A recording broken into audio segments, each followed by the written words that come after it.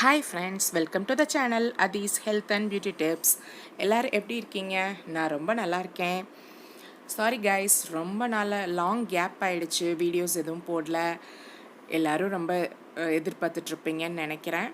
Okay, இனிமேல் கண்டிப்பாக ரொம்ப லாங் கேப் விடாமல் அப்பப்போ வீடியோஸ் வந்துகிட்டே இருக்கும். ஓகே கைஸ், இன்றைக்கி என்னன்னு பார்த்தீங்கன்னா, நம்ம வெத்தலையில் உள்ள மெடிசினல் குணம் பற்றி தான் பார்க்க போகிறோம். வெத்தலை எல்லாருக்கும் தெரியும், டைஜஷன் நமக்கு நல்லா கொடுக்கும் அப்படின்றது. கண்டிப்பாக அது ஒரு நல்ல விஷயம் இருக்குது.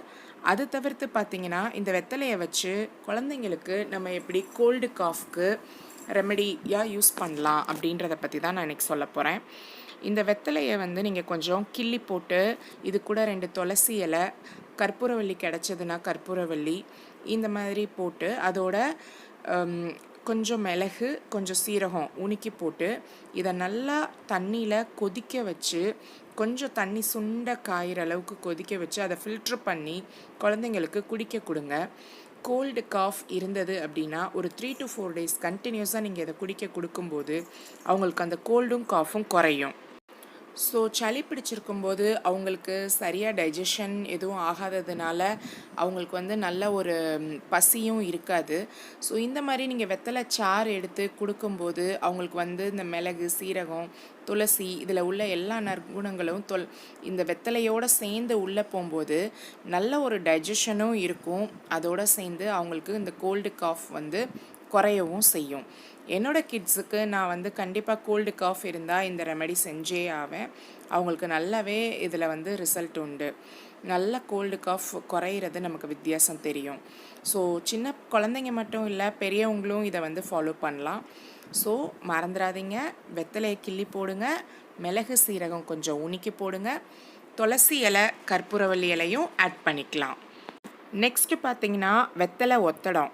இது கண்டிப்பாக சின்ன குழந்தைங்கள்லேருந்து பெரிய ஆளுங்க வரைக்கும் எல்லாருக்குமே நல்ல வேலை பார்க்கும். இது நெஞ்சில் உள்ள சளியை கரைச்சி வெளியேற்றும் எல்லாருக்கும். நல்ல பெரிய சைஸ் வெத்தலை எடுத்துக்கோங்க. அதை இந்த படத்தில் காட்டுற மாதிரி ஒன்று அடுப்புலையோ இல்லைன்னா மெழுகு திரி இருக்கு இல்லையா, அந்த சூட்டில் கூட நீங்கள் அந்த தீயில கூட அந்த வெத்தலையை காட்டினீங்க அப்படின்னா அந்த வெத்தலையில் உள்ள அந்த மருத்துவ குணங்கள் அந்த சூடு ஏறும்போது அதில் ஒரு இலக்கம் கொடுக்கும். அதை அப்படியே நீங்கள் அந்த சூட்டோட நெஞ்சில் வைக்கணும். குழந்தைங்களோட நெஞ்சிலையும் பின்புறமான அந்த முதுகுலையும் வச்சிங்க அப்படின்னா அவங்களுக்கு உள்ளே இருக்கிற அந்த நெஞ்சு சளியெல்லாம் அது கலைச்சு வெளியேற்றுறதுக்கு ஒரு நல்ல வழிவகுக்கும். இது சின்ன குழந்தைங்களுக்கு மட்டும் இல்லைங்க, பெரியவங்களுக்கும் நீங்கள் செய்யலாம்.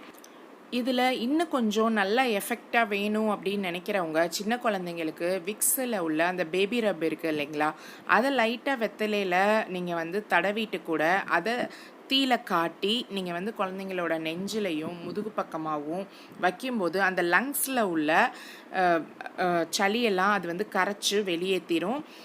இது சூடோட அந்த இது நமக்கு வெத்தலையோட அந்த மருத்துவ குணம் நெஞ்சில் படும்போது அந்த கதகதப்பில் பிள்ளைங்க நல்லா தூங்குவாங்க. பொதுவாக பார்த்தீங்கன்னா சளி இருக்கிற குழந்தைங்க நல்லா தூங்க மாட்டாங்க. மூக்கை அடைச்சிக்கிட்டு அந்த சளினால் தூங்க முடியாமல் ட்ரபிள் இருக்கும்.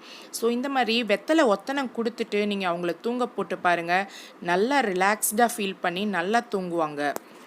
ஸோ ஃப்ரெண்ட்ஸ், இனிமேல் குழந்தைங்களுக்கு கோல்டு காஃப் இருக்கா, பயப்படாமல் இந்த டிப்ஸை செஞ்சு பாருங்கள். உங்களுக்கு கண்டிப்பாக நல்ல ரிசல்ட் இருக்கும்.